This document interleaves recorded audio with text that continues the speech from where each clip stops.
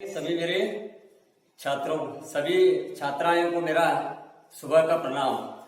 मैंने पिछली बार आप लोगों को जब कर्नाटक संपदा इस पाठ के बारे में आप लोगों को हमने पाठ जब क्लास हमारे स्कूल शुरू था तब हमने बताया था। आज हम उनमें से रहे कुछ ऐसे थे, हमने आप लोगों को बताया एक वाक्य का उत्तर लिखिए, उसके प्रश्नों का उत्तर आप लोगों को बताया। मेरे ख्याल से मेरी मर्जी से आप लोग नोटबुक में लिखे होंगे, मैं यहाँ पर समझ लेता हूँ। आज हम आगे बढ़कर यानी 4-5 वाक्यों में उत्तर लिखिए, 4-5 वाक्यों में उत्तर लिखिए। इसके लिए हमें क्या करना होगा, जो प्रथम प्रश्न है यहाँ पर जो प्रथम प्रश्न दिया गया है, कर्नाटक के प्राकृतिक सौंदर्य का वर्णन कीजिए। यहाँ पर दिया गया है जो प्रथम प्रश्न है, कर्नाटक के प्राकृतिक सौंदर्य का वर्णन कीजिए। यहाँ पर हमें क्या करना होगा, कर्नाटक का जो प्राकृतिक सौंदर्य है यहाँ पर कैसे दिया गया है इसके बारे में हमें लिखना होगा। यहाँ पर 4 या 5 वाक्यों में लिखने के लिए हमें क्या करना पड़ता है, सिर्फ यहाँ पर ज्यादा लिखना चाहिए आप लोगों को, और पूर्ण विराम के बारे में भी आप लोगों को जानकारी रखकर पूर्ण विराम का भी उपयोग आप लोग करना चाहिए। यहाँ पर दिया गया है, देखिए, कर्नाटक के प्राकृतिक सौंदर्य का वर्णन कीजिए। इसका उत्तर हमें ऐसा लिखना होगा, जो प्रथम उत्तर है, कर्नाटक के प्राकृतिक सौंदर्य अत्यंत मनोहर है। प्रकृति माता ने, यहाँ से आगे देखिए, प्रकृति माता ने, यहाँ पर आप लोगों को क्या करना चाहिए, किताब को लेना चाहिए। आपकी 10वीं कक्षा की किताब लेकर पृष्ठ संख्या 128 के प्रथम जो पाठ शुरू होता है प्रथम पंक्तियों में दिया गया है।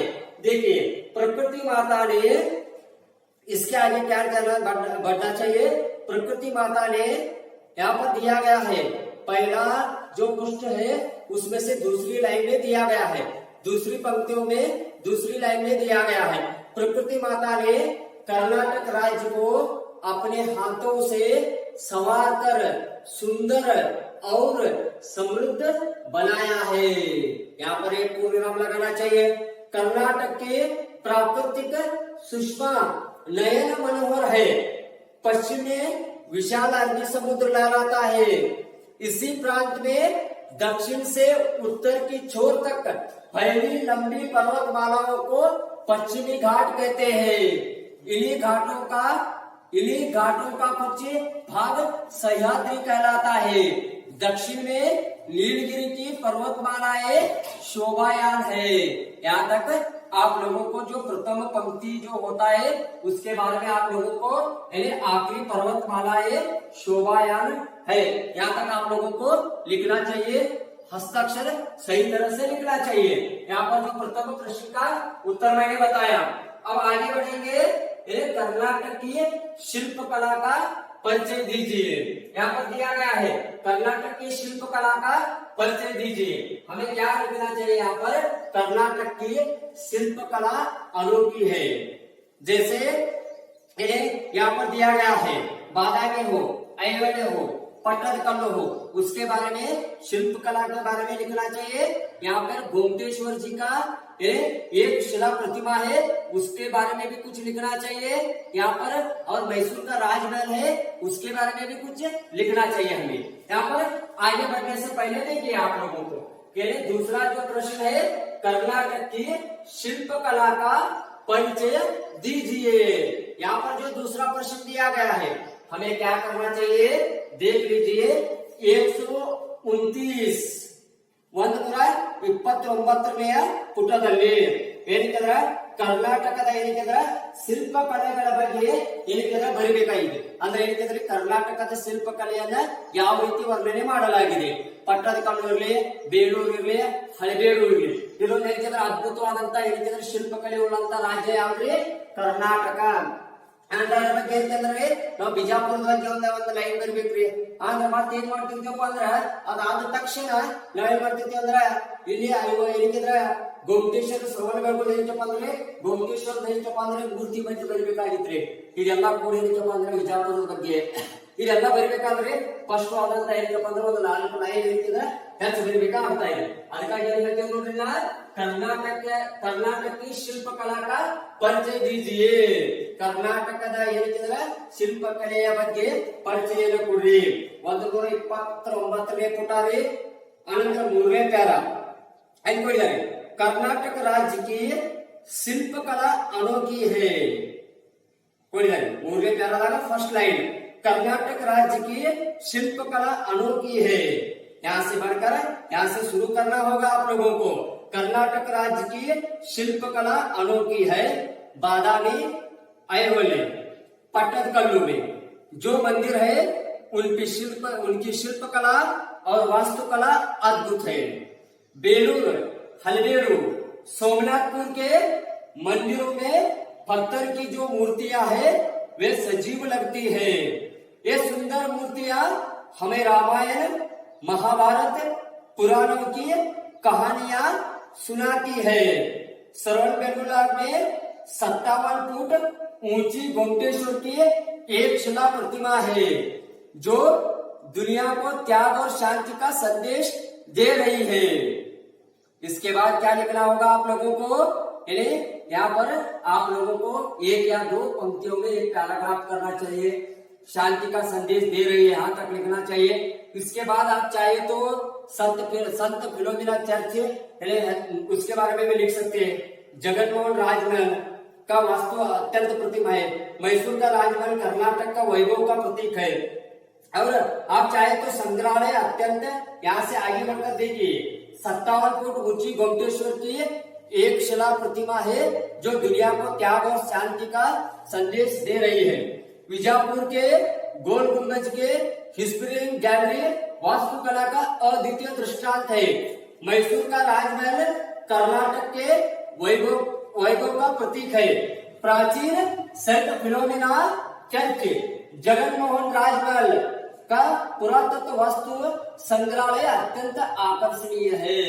ये आप लोगों को ये जो एक पंक्ति दिया गया है उसमें से आप ऐसे लिख सकते हैं. 2 या 3 पैराग्राफ आप लोगों को भी लिखते समय लिखना चाहिए. 4 अंकों में ये प्रश्न आएगा. आप लोग ध्यान से लिखिए. शिल्पकला के बारे में लिखिए. शिल्पकला अनोखी है. बादामी का नाम लेना होगा. ऐहोले हो, पट्टदकल्लू हो, श्रवणबेलगोला हो और बीजापुर के बारे में लिखना चाहिए. मैसूर राजमहल के बारे में लिखना चाहिए. संत फिलोमिना चर्च के बारे में लिखना चाहिए. ये जो कलाएं हैं, जो शिल्प कलाएं हैं, हमारी कर्नाटक राज्य की एक ऐतिहासिक शिल्प कला माना जाता है और माना जाता रहेगा भी. ಇದೊಂದು ಏನಕ್ಕೆ ಅಂದ್ರೆ ಒಟ್ಟು 129ನೇ ಪುಟದಲ್ಲಿ ಬರುವಂತಹ 3ನೇ ಪ್ಯಾರಾಗ್ರಾಫ್ ನಲ್ಲಿ ಕೊಟ್ಟಂತ ಏನಂದ್ರೆ ಕರ್ನಾಟಕ ರಾಜ್ಯಕ್ಕೆ ಶಿಲ್ಪಕಲಾ ಅನೋಖಿ है. ಅನೋಖಿ ಅಂದ್ರೆ ಬೆಹತರೀನ್ ಅಂದ್ರೆ ಏನಂದ್ರೆ ಯಾರು ನಿರೀಕ್ಷೆ ಮಾಡ್ಲಿಕ್ಕೆ ಸಾಧ್ಯ ಇಲ್ಲ, ಯಾರು ಊಹೆ ಮಾಡ್ಲಿಕ್ಕೆ ಸಾಧ್ಯ ಇಲ್ಲ, ಅಷ್ಟು ಒಳ್ಳೆಯದಾದಂತ ಒಂದು ಶಿಲ್ಪಕಲೆ ಎತ್ತರಾಗೈತೆ ಅಂದ್ರೆ ನಮ್ಮ ರಾಜ್ಯ ಕರ್ನಾಟಕದ ಒಂದು ರಾಜ್ಯದಲ್ಲಿ ಐತೆ. ಅನಂತರ ಇಲ್ಲಿ ಐಹೊಳೆ ಪಟ್ಟದಕಲ್ಲು, ಅನಂತರ ಮತ್ತೇನಿದೆ ವಾಸ್ತುಕಲೆಯ ಬಗ್ಗೆ ಏನಿದೆ ಬೇಲೂರು ಹಳಬೇಡು ಇವೆಲ್ಲ ಸೋಮನಾಥಪುರ ಮಂದಿರಗಳು ಇವೆಲ್ಲ ಮೂರ್ತಿಗಳೆಲ್ಲ ಸಜೀವ ಅಂದ್ರೆ ಜೀವಂತವಾಗಿದ್ದಂತ ಗೊಂಬೆಗಳ ತರ ಕಾಣ್ತಿರ್ತಾವ. ಅಂದ್ರೆ ಅಷ್ಟು ಅದ್ಭುತವಾದಂತ ಕಲೆ ಐತಿ. ಅನಂತರ ರಾಮಾಯಣ ಮಹಾಭಾರತದ ಬಗ್ಗೆ ಏನಿದೆ ಎಲ್ಲ ವಿವರಣೆ ಕೊಡ್ತಾ ಇರ್ತಾವ್ರಿ. ಅನಂತರ ಅದ್ರ ಬಗ್ಗೆ ಬರೀರಿ. ಶ್ರವಣಬೆಳಗೊಳ ಏನಪ್ಪಾ ಅಂದ್ರೆ 50 ಫೂಟ್ ಏನಿದೆ ಎತ್ತರವಾದಂತ ಗೋಮಟೇಶ್ವರ ವಿಗ್ರಹದ ಬಗ್ಗೆ ಬರೀಬೇಕ್ರಿ. ಅನಂತರ ವಿಜಯಪುರ ಏನಪ್ಪಾ ಅಂದ್ರ ಹಿಸ್ಟೋರಿಯನ್ ಗ್ಯಾಲರಿ ಬಗ್ಗೆ ಏನಪ್ಪಾ ಅಂದ್ರೆ ಬರೀಬೇಕ್ರಿ. ಅನಂತರ ಮತ್ತೆ ಮೈಸೂರು ರಾಜಮಹಲ್ ರೀ, ಸಂತ ಫಿಲೋಮಿನಾ ಚರ್ಚ್ ಅಂದ್ರ ಇಲ್ಲೆಲ್ಲ ಕೂರ್ಸಿ ಏನಿದೆ 129ನೇ ಪುಟದಲ್ಲಿ ಇರುವಂತ 3ನೇ ಪ್ಯಾರಾಗ್ರಾಫ್ ಏನಿದೆ ನೀವು ಒಂದು 2 3 ಪ್ಯಾರಾಗ್ರಾಫ್ ಮಾಡಿ ಸರಿಯಾಗಿ ಏನಿದೆ ಅಕ್ಷರವನ್ನು ತಗದ ನೋಟ್ಬುಕ್ನಲ್ಲಿ ಬರೀರಿ. ಇದು ಏನಂದ್ರೆ 2ನೇ ಒಂದು ಏನಂದ್ರೆ ಪ್ರಶ್ನೆ.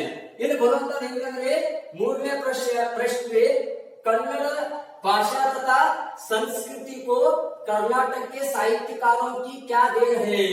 कन्नड़ भाषा का भाषा के लिए कन्नड़ साहित्यों का संस्कृति को कर्नाटक के साहित्यकारों की देन क्या है? ಗಿಫ್ಟ್ क्या है ಅಂದ್ರೆ ಕೊಡುಗೆಗಳು ಏನಿದಾವ್ರಿ? ಕನ್ನಡ ಸಾಹಿತ್ಯಗಾರ ಏನ್ ಮಾಡಿದ್ರಿ ಕನ್ನಡ ಭಾಷೆಗೋಸ್ಕರ? ಅದೇನಂದ್ರೆ ಕುವೆಂಪು ಇರ್ಲಿ, ದ ರಾ ಬೇಂದ್ರೆ ಇರ್ಲಿ, ಆದ್ರೆ ಮತ್ತೆ ರಂಗ ಇರ್ಲಿ, ಪಣ್ಣ ಇರ್ಲಿ, ಪಪ್ಪ ಇರ್ಲಿ, ಆದ್ರೆ ಇವೆಲ್ಲ ಏನಪ್ಪಾ ಅಂದ್ರೆ ದ ರಾ ಬೇಂದ್ರೆ, ಗಿರೀಶ್ ಕಾರ್ನಾಡ್ ಇರ್ಲಿ, ಚಂದ್ರಶೇಖರ್ ಕಂಬಾರ್ ಇರ್ಲಿ, ಇವರೆಲ್ಲ ಏನಕ್ಕೆ ಸಾಹಿತ್ಯಕ್ಕೆ ತಮ್ಮದೇ ಆದಂತ ಕರ್ನಾಟಕ ಏನಕ್ಕಿದ್ರೆ ತಮ್ಮದೇ ಆದಂತ ಒಂದು ಏನಕ್ಕಪ್ಪ ಅಂದ್ರೆ ಇಚ್ಛಾಶಕ್ತಿ ಇದ್ದು ತಮ್ಮದೇ ಆದಂತ ಒಂದು ಏನಕ್ಕಿದ್ರೆ ಸಾಧನೆ ಮುಖಾಂತರ ಕನ್ನಡದ ಸಾಹಿತ್ಯವನ್ನ ಮೇಲ್ದರ್ಜೆಗೆ ಓದಂತ ಕೀರ್ತಿ ಯಾರಿಗೆ ಸಲ್ಲುತ್ತೆ ಅಂದ್ರ ನಮ್ಮ ಕರ್ನಾಟಕದ ಏನಕ್ಕಿದ್ರೆ ಬಹಳ ಎಲ್ಲಾ ಸಾಹಿತ್ಯಗಳು ಅದ್ರಾಗ ಏನಕ್ಕಿದ್ರೆ ಇಲ್ಲಿ ನಾವು ನೋಡ್ಬೇಕಾದಂತಂದ್ರೆ 130 130 ಪುಷ್ಟ ಸಂಖ್ಯಾದಲ್ಲಿ ಬರ್ಬೇಕು. ಅಲ್ಲಿ ಕೊಡಿದಾರೆ 130 ಪುಟದಲ್ಲಿ ಇರುವಂತಹ 2ನೇ ಪ್ಯಾರಾಗ್ರಾಫ್ ದಲ್ಲಿ ಕೊಡಿದಾರೆ. ಯೋಜನಾತ್ಮಕವಾಗಿ ಎಲ್ಲ ಕೊಡಿದಾರೆ ನೋಡ್ರಿ. ಯಾರು ಕೊಡಿದಾರೆ ನಾವ್ ಎಲ್ಲಿಂದ ಪ್ರಾರಂಭ ಮಾಡ್ಬೇಕ್ರಿ ನೋಡಿ. ಕನ್ನಡ ಭಾಷಾ ತथा संस्कृति को कर्नाटक के साहित्यकारों की देन क्या है ಇಲ್ಲಿ ಏನ್ ಬರ್ಬೇಕ್ರಿ ನಾವ ನೋಡ್ರಿ. ಪುಟ ಸಂಖ್ಯೆ 130 ರಲ್ಲಿ 2ನೇ ಪ್ಯಾರಾಗ್ರಾಫ್ ನಲ್ಲಿ ಪ್ರಾರಂಭ ಮಾಡಿದ್ದಾರೆ.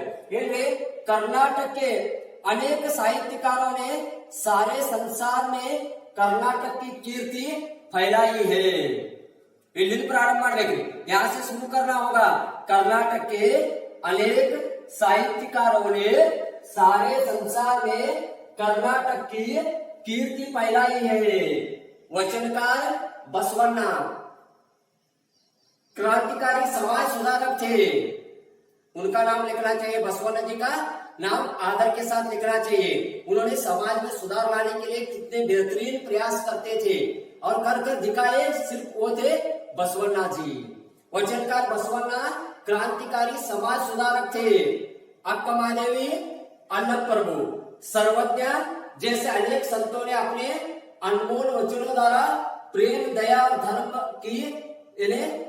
की सीख दी है. यहां से आगे बढ़कर क्या लिखना चाहिए. पुरंदरदास, कनकदास आदि भक्त कवियों ने भक्ति, नीति, सदाचार के गीत गाए हैं. पंपा, रन्ना, पन्ना, कुमार व्यास, हरिहरा, राघवंका आदि ने महान काव्यों की रचना कर कन्नड़ साहित्य को समृद्ध बनाया है. यहाँ पर आप लोगों को लिखना चाहिए. यहाँ तक आप लोग पूर्ण तरह से लिखना चाहिए.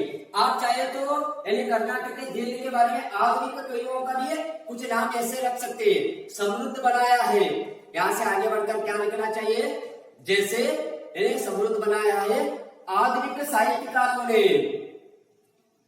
साहित्यकारों ने जैसे कुवेंपु, दरा बेंद्रे, शिवराम कारंत ये सभी कन्नड़ भाषा संस्कृति का एक गौरव बढ़ाया है. यही गौरव यानी इन्होंने बढ़ाया है.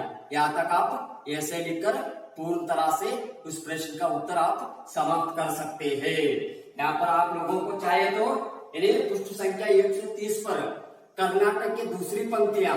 कर्नाटक के अनेक साहित्यकारों ने सारे संसार में कर्नाटक की कीर्ति फैलाई है.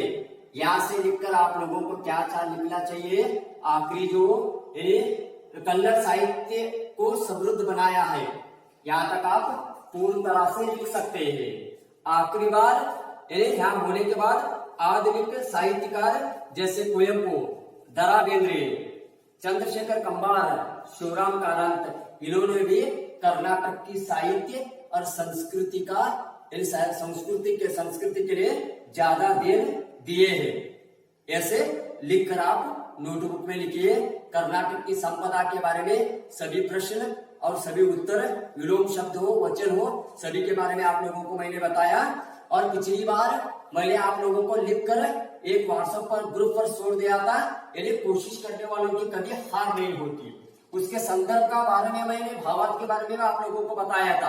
पहली बार प्रस्तावना लिखना चाहिए, दूसरी बार संदर्भ लिखना चाहिए, उसके बाद क्रम के साथ भावार्थ लिखना चाहिए, आखिरी बार विशेषता लिखकर आप लोग भावार्थ समाप्त कर सकते हैं. सोहनलाल द्विवेदी का परिचय मैंने बताया आप लोगों को, नए शब्दार्थ के बारे में बताया और शिल्प यहाँ पर मैंने आप लोगों को जोड़कर लिखिए इसके बारे में बताया. तुकांत शब्दों के बारे में मैंने आप लोगों को बताया. उसके बाद अनुरूपता शब्दों को भी मैंने बताया. अब जो कर्नाटक के संपदा के एक पाठ था उसके सभी प्रश्न, सभी व्याकरण के बाद समाप्त हो चुका है. इसके बाद अब कोशिश करने वालों की जो कभी हार नहीं होती है.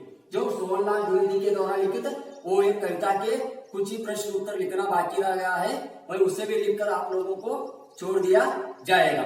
सभी ध्यान रखकर घर पर ही रहिए. आप लोग सभी ध्यान से किताब पढ़िए, आप लोग सभी विषयों का जागरूकता से पढ़िए। आप लोग परीक्षा जरूर होगा, कल या आज होगा, लेकिन एक दिन परीक्षा जरूर बनेगी। आप लोगों की परीक्षा जरूर होंगे, उसके बारे में आप जानकारी रखिए। परीक्षा कैंसिल तभी भी नहीं हो सकता है, कभी भी नहीं होगा। इसके बारे में आप जागरूकता से पढ़ाई कीजिए, सभी नोटबुक में लिखते रहिए। आप लोग घर पर ही रहिए, पढ़ाई की तरफ ज्यादा जानकारी रखिए, ज्यादा ध्यान दीजिए। सभी को मेरे तरफ से धन्यवाद।